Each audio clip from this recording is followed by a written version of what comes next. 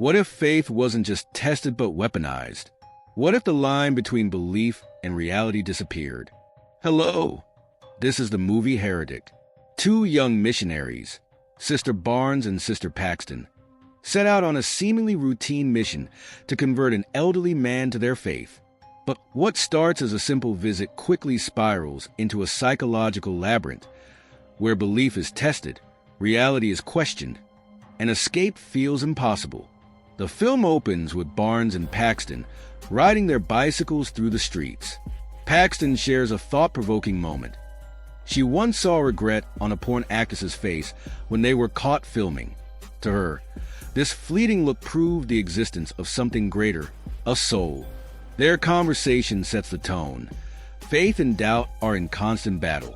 Ignored by passers-by, the girls endure humiliation when a group of teens pranks Paxton, lifting her skirt to glimpse her magic underwear.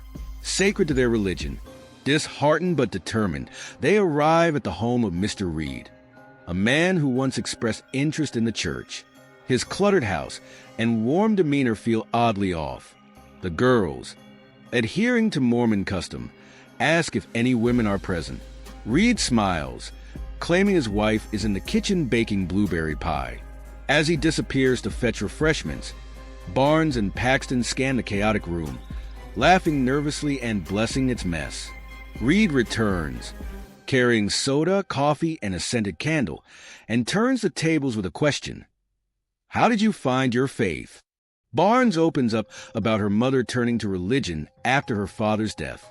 Reed, a self-proclaimed scholar of world religions, reveals his knowledge of the Book of Mormon and Joseph Smith. He challenges Barnes. Has your father ever tried to contact you from beyond the graves? Paxton lightens the mood, joking that after death, she wants to become a butterfly, visiting her loved ones. Reed smiles faintly but pushes further, questioning their views on polygamy.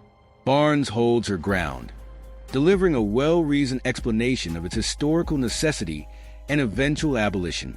Reed shifts gears, comparing theology to fast food, cheap, appealing, but ultimately empty, suspicious. Paxton asks for Reed's wife, but he leaves them with a cryptic answer. She's busy. Something feels wrong. The scent of blueberry pie isn't coming from the kitchen. It's from the candle. Moments later, Reed returns, claiming their church leaders called and want to speak with the girls alone. The excuse feels flimsy. The girls attempt to leave, but Reed calmly explains that the front door is on a timer. It won't open until morning. Their only choice? Two rear doors. The tension spikes. Reed confesses he lied about the phone call and has lined his house with metal to block cell signals. Do you even believe my wife exists? He asks. Suddenly, his question feels less rhetorical. With mounting dread, the girls choose a door. Stairs. The second door? More stairs. Reluctantly, they descend into Reed's labyrinth, a place where their faith becomes his twisted playground.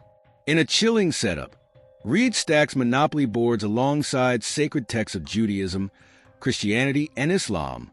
He compares religion to board games, different iterations of the same ideas. Playing a vinyl record, he argues that popular religions, like popular songs, replace originals, whether justified or not. Why did Monopoly, a stolen idea, conquer the world?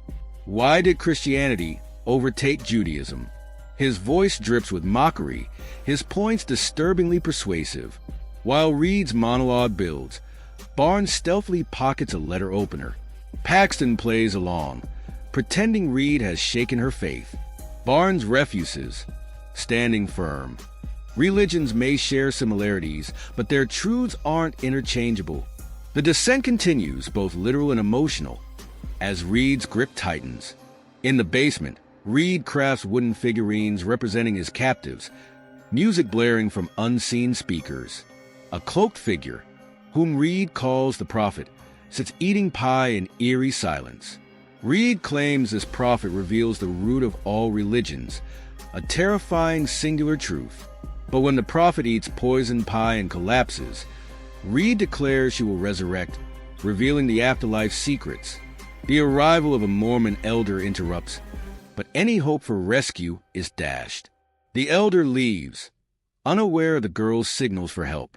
Terror crescendos when the prophet's body moves. Reed insists she's resurrected, but Barnes calls it a trick.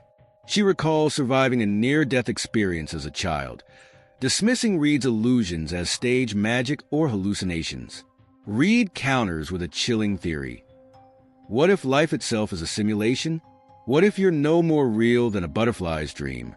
Paxton discovers a hidden tunnel, leading to cages where Reed keeps previous prophets, proof of his twisted experiments. Reed finally reveals his truth. All religions exist to control people. Paxton, her horror turned to resolve, stabs Reed with the letter opener. The escape becomes frantic. Paxton breaks free but ends up back in the basement. Barnes, mortally wounded, saves her friend one last time, attacking Reed before dying in Paxton's arms. As dawn breaks, Paxton stumbles into the snow, her breath misting in the cold air. A butterfly lands gently on her hand, the very symbol she dreamed of becoming. But before she can hold on, it vanishes like a hallucination. The film ends, leaving the audience with an unsettling question. Was any of it real, or is belief itself the trap?